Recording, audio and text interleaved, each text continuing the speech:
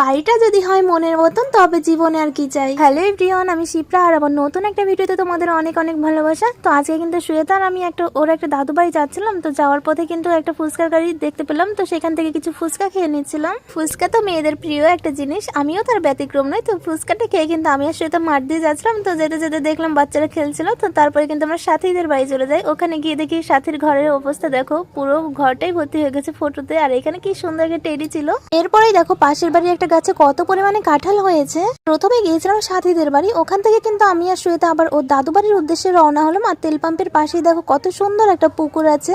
যেতে যেতেই কিন্তু একটা ফুল গাছ চোখে পড়লো। আর ফুল গাছ দেখবো আর আমি ওইখানে দাঁড়াবো না, সেটা কি করে হতে পারে। কতটা সুন্দর লাগছিল ফুলগুলো। তারপরে দেখো শ্বেতার সঙ্গে কিন্তু শ্বেতার দাদুর দেখা হয়ে গেল। আর এটা ছিল শ্বেতার দাদুর বাড়ি। বাড়িটা ছিল ভীষণ সুন্দর, ছোটখাটোর মধ্যে আমার বেশ ভালো লেগেছে। আর শ্বেতার দাদু কিন্তু বাড়িতে একা থাকেন, তবুও কিন্তু বাড়িঘর ছিল খুব পরিষ্কার পরিচ্ছন্ন।